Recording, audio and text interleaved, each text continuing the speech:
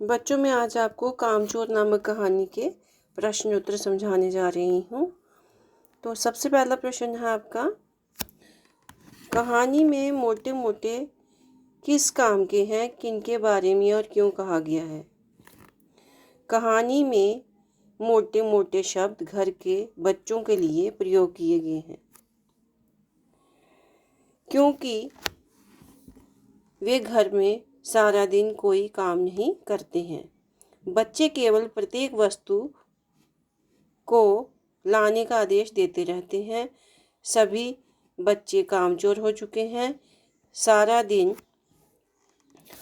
उद्यम मचाने के सिवाय ये बच्चे और कुछ नहीं करते हैं।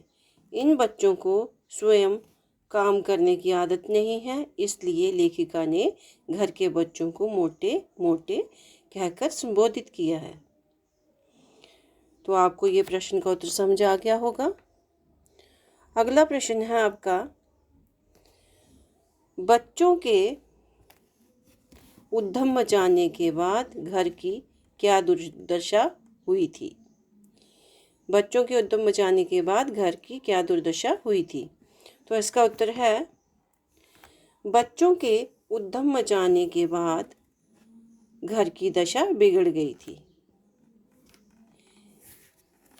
घर का सारा सामान अस्त व्यस्त हो गया था। सबसे पहले फर्शी दरी की हालत बुरी हो गई थी। उसके ऊपर बच्चों ने पानी डालकर उसे कीचड़ युक्त बना दिया था। इसके बाद घर के बर्तनों में तोड़फोड़ कर दी गई थी। इसके बाद मुर्गियों को इधर उधर दौड़ाया गया था। भैंस के बछड़े को खोल दिया गया था। भेड़ों को भयंकर उत्पात मचाकर इधर उधर भगाया गया था। इससे घर की दशा बिगड़नी स्वाभाविक ही थी। अगला प्रश्न है आपका तीसरा प्रश्न, या तो बच्चा राज कायम कर लो या मुझे ही रख लो, अम्मा ने कब कहा और इसका परिणाम क्या हुआ। तो इसका उत्तर है, अम्मा ने ये शब्द घर के बच्चों के लिए उस समय कहे जब बच्चे घर में भयंकर उपद्रव मचा रहे थे, जब बच्चे घर में शरारतें कर रहे थे। सारा सामान कूड़े करकट के समान लग रहा था। सारे का सारा सामान कूड़े करकट में जो था तब्दील हो गया था। घर की दुर्दशा अत्यंत बिगड़ चुकी थी। पिताजी ने सभी बच्चों को एक पंक्ति में खड़ा करके पूरी बटालियन का कोर्ट मार्शल कर दिया था। उन्हें चेतावनी भी दे डाली कि अगर किसी बच्चे ने किसी वस्तु को हाथ लगाया तो उसको रात का खाना नहीं मिलेगा। इसलिए अम्मा ने ये शब्द कहे। कौन से शब्द कहे? अम्मा ने ये शब्द कहे कि घर के बच्चों के लिए उस समय क्या शब्द बोले कि या तो बच्चा राज कायम कर लो या मुझे ही रख लो। इस कारण अम्मा ने अंत में ये शब्द कहे। कामचोर कहानी हमें क्या संदेश देती है। अगला प्रश्न है, कामचोर कहानी हमें क्या संदेश देती है।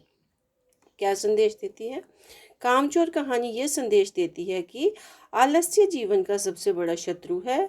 कामचोर व्यक्ति का कोई साथ नहीं देता है। सभी उसे निकम्मा और नकारा समझते हैं। इसलिए कामचोर कहानी का ये संदेश है कि सभी को अपना कार्य स्वयं करना चाहिए, ना कि बैठे बैठे आदेश देना चाहिए। अपना कार्य स्वयं करने वाले जीवन में उन्नति को प्राप्त करते हैं। माँ बाप को अपने बच्चों में बचपन से काम करने की आदत डालनी चाहिए। उन्हें पूरी तरह से नौकरों पर निर्भर नहीं होने देना चाहिए। कहानी में माता पिता द्वारा बच्चों को डांटने का दृश्य दिखाकर लेखिका ये बताना चाहती है कि कामचोर की कहीं पर भी इज्जत और सम्मान नहीं होता। अतः सभी को अपना कार्य स्वयं करना चाहिए। तो बच्चों, आपको ये प्रश्न का उत्तर समझ आ गया होगा। अगला प्रश्न है आपका, क्या बच्चों ने उचित निर्णय लिया कि अब चाहे कुछ भी हो जाए, दिल करे पानी भी नहीं पिएंगे?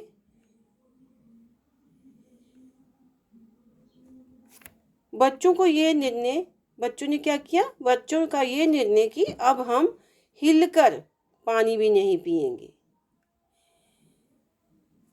तो बच्चों, ये जो शब्द है आपका,